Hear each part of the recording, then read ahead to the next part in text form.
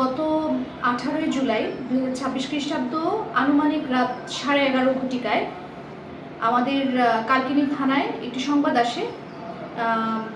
একজন স্বামী, তার নাম হচ্ছে সুলতান সর্দার, তিনি তার স্ত্রীকে গলা কেটে জবাই করে হত্যা করে। তো এই সংবাদের ভিত্তিতে তাৎক্ষণিক আমাদের কালকিনি থানা থেকে পুলিশের একটি টিম সেখানে যায় এবং আসামি সুলতান সর্দারকে গ্রেফতার করে। ঘটনাটির সূত্রপাত যেখান থেকে হয়েছে আমি আপনাদের সামনে সেই ঘটনাটি আমি শুরু করছি। ডিজিস্ট যিনি ছিলেন ওনার নাম হচ্ছে জবেদা বেগম। ডিজিস্ট হচ্ছে আসামি সুলতান সর্দারের স্ত্রী। দীর্ঘদিন যাবৎ তাদের মধ্যে একটি পারিবারিক কলহ বিদ্যমান। তদন্তে জানা গেছে ডিজিস্ট জবেদা বেগম এবং সুলতান সর্দার তারা নিঃসন্তান। তাদের দীর্ঘদিন ধরে তাদের কোনো সন্তান হয় না, এ নিয়ে তাদের পারিবারিক কলহ বিদ্যমান। 72 ঘন্টা ময়েশ্চার লক সমৃদ্ধ লিলি বডি ওয়াশ শিয়া বাটারের গুডনেস স্কিন রিপেয়ার করে রাখে সফট ও গ্লোয়িং। এরই সূত্র ধরে গত রাত 18 জুলাই 2026 খ্রিস্টাব্দ রাত 11:30 ঘটিকায়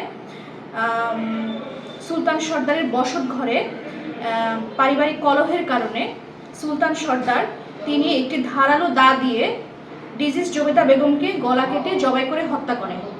হত্যা করার পর উনি সাথে সাথে ওনার বাড়ির পাশেই তার আপন ভাই মাহতাব সর্দারকে গিয়ে বলে যে তিনি তার স্ত্রীকে গলা কেটে হত্যা করেছেন।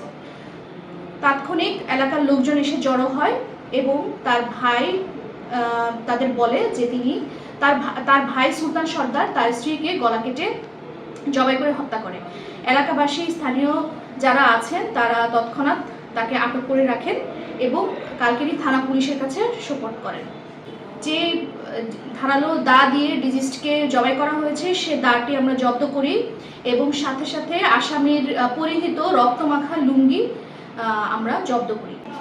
জি অবশ্যই এ বিষয়ে ডিজিস্টের লাশটি আমরা তাৎক্ষণিক আমরা গিয়ে সুরতহাল করে ময়নাতদন্তের জন্য আমরা মর্গে পাঠিয়ে দেই এবং হত্যা মামলা রুজু হয়েছে।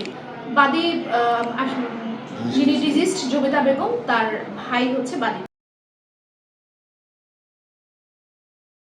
72 ঘন্টা ময়েশ্চার লক সমৃদ্ধ লিলি বডি ওয়াশ শিয়া বাটারের গুডনেস স্কিন রিপেয়ার করে রাখে সফট ও গ্লোয়িং।